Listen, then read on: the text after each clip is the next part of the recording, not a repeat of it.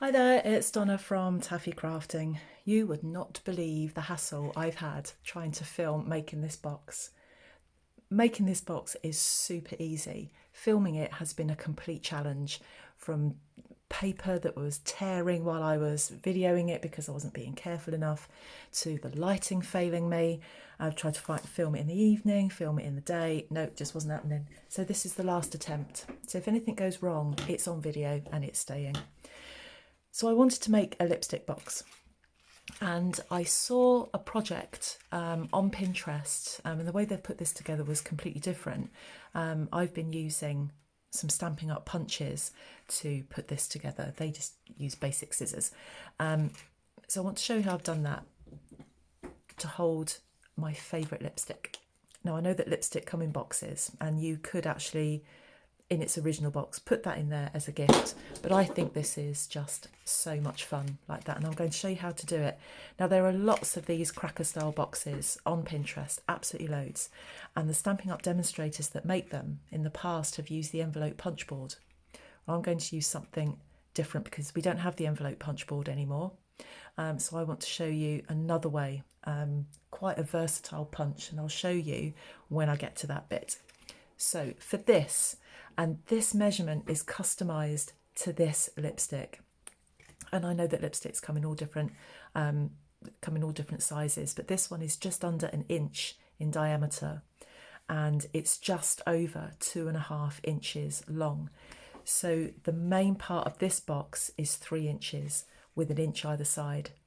And then each of these panels here is 1 inch. So if the diameter of your lipstick was bigger, then you might need to make your measurements here bigger.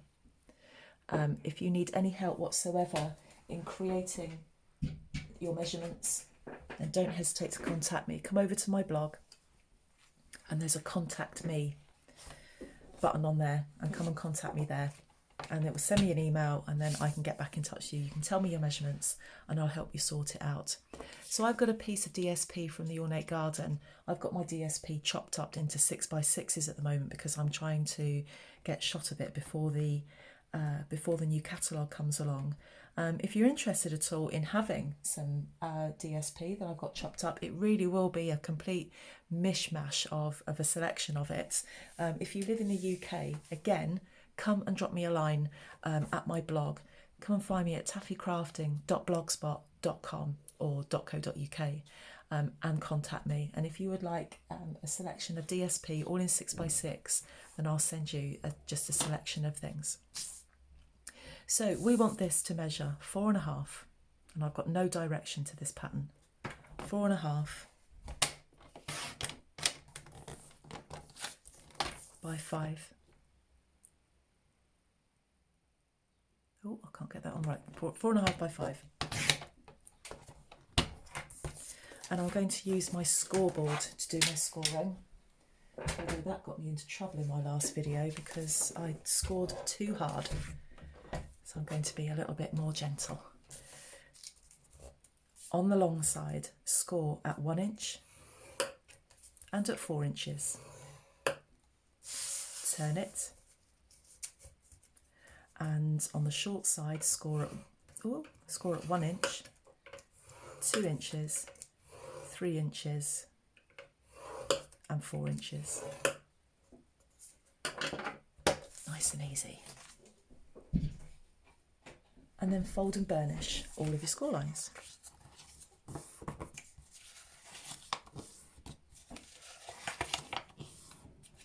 Somewhere on my very messy desk is a bone folder, which would be ideal for this.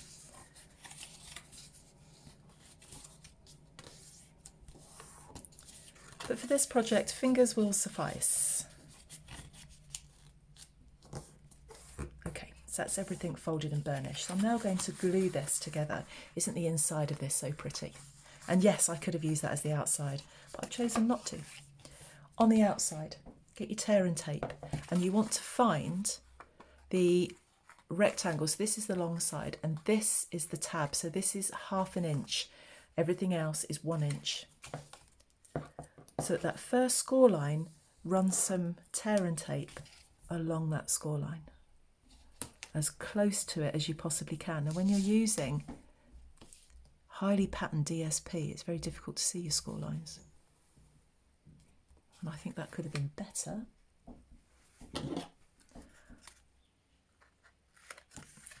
But the problem when I'm filming is that I can't get my head right over my project to see if I got it lined up. No, it could be better, but that's fine. And then I want one here up in this top corner as well. And it stops the inside flapping about. So one there, and then one in this top corner as well. And I'll trim this off in a second.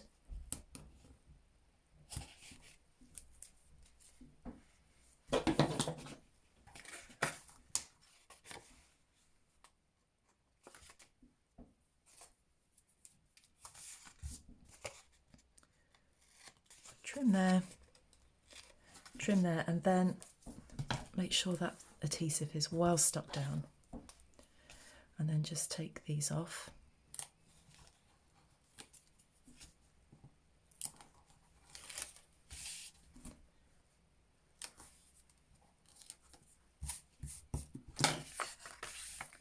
So there's your adhesive along here.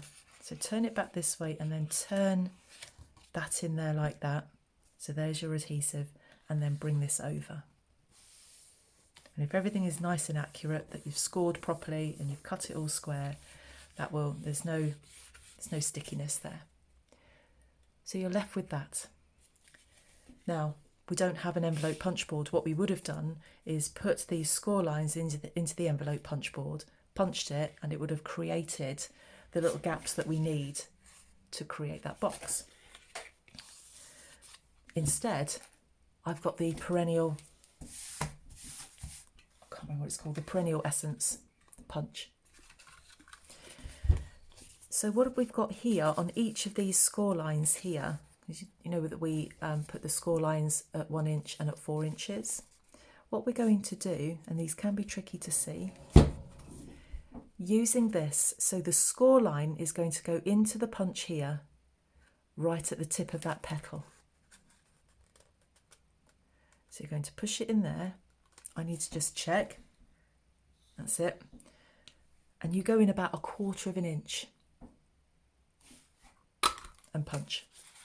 Do the same on the other one. Go in 1/4 inch and punch. And you do that to all 4 sides. The sun's gone in, it's gotten a little bit darker.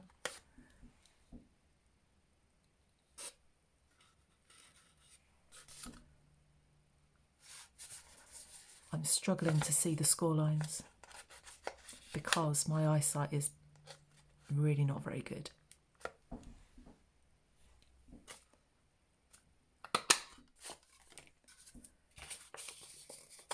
And then this one, sorry, I'm taking a little bit of time here because my eyesight's so shocking.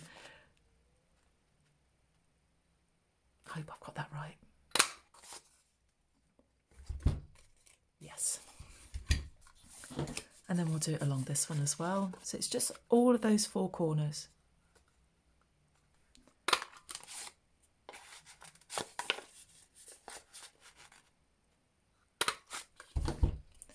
And then just got one more.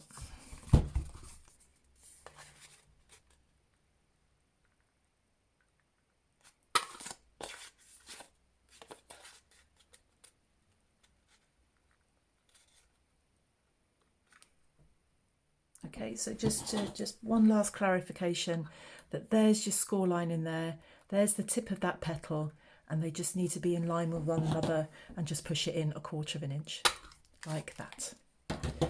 So now we can start constructing this box. So that's what we have at the moment. So let's start at the top of the box. Now I'm using this Very Vanilla and Gold Metallic. I don't believe this is available anymore, but we do have the white and silver, which would have looked a whole lot better on that, but I've run out of that. The other stuff that I was using was this. This is available. This is the braided linen trim, which actually would probably look quite nice on there, so let's get rid of that. and we'll use this, which is going to be far easier for me to tie. So looking at the top, I'm just going to squeeze that in like that with my forefinger, turn it and squeeze it again. And I'm just going to push that together. I'm going to take a length of this trim. And with this, I'm just going to do a knot because you all know I don't do bows. I certainly don't do bows on videos. It just all goes totally wrong. So it's just going to be a knot. And I am all fingers and thumbs this morning. And then just very gently squeeze. And as you can see, that's just tightening that up there.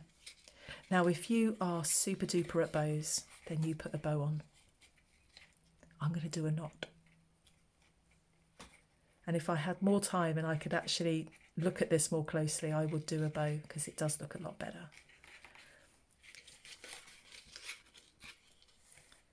So I'm just going to trim those off because they're a little bit too long.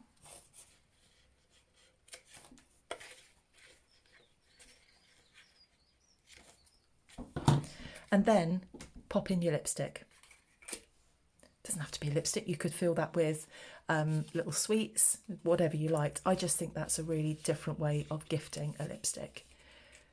And again, with this end, squeeze, squeeze. Just kind of push it together. Another bit of trim.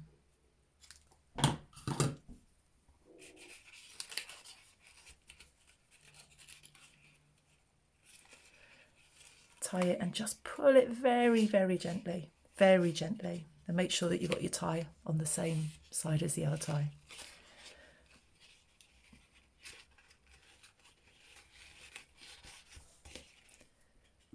And trim that off like that. I would recommend ribbon with this. I think that would look a whole lot better. I just want to give you the effect. So finally, we need to put some sort of sentiment, and I want something simple. I don't want anything covering up that beautiful DSP. So I want to get, I think I need to get something white on there to make it stand out a bit. So let's find some white some white cardstock.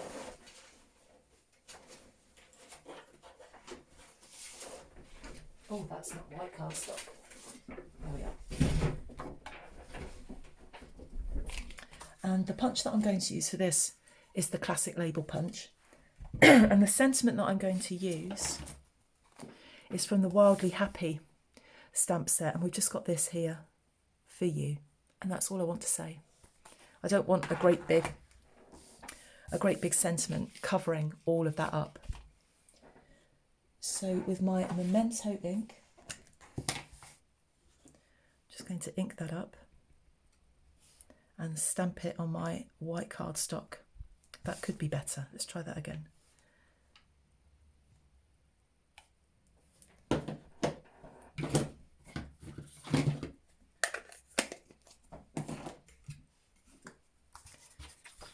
My label punch and just slot that in there, line it up, get it central, take your time and punch it out.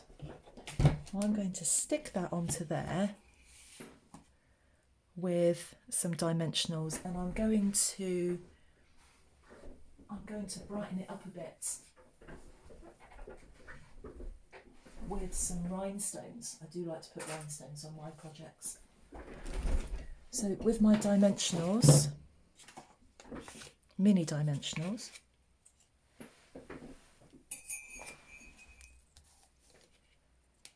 just on the back of what you've just punched out, one on the middle as well.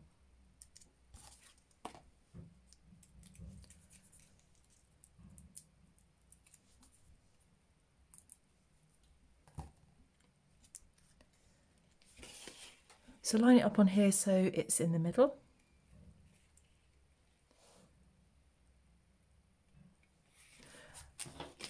And then just to liven that up a little bit, it needs some sparkle.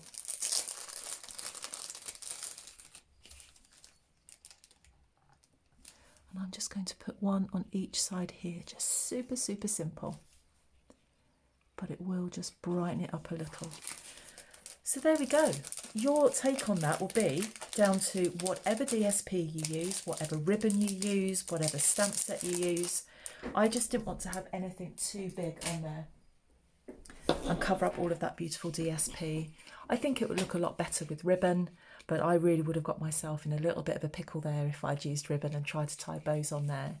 So I hope you like that. I hope it gives you some sort of inspiration to make something similar and to get that DSP used up. For Christmas, this is ideal. If you are gifting at Christmas lipstick or makeup to friends and family, to put it in a box like this, and how great would that be in Christmas paper?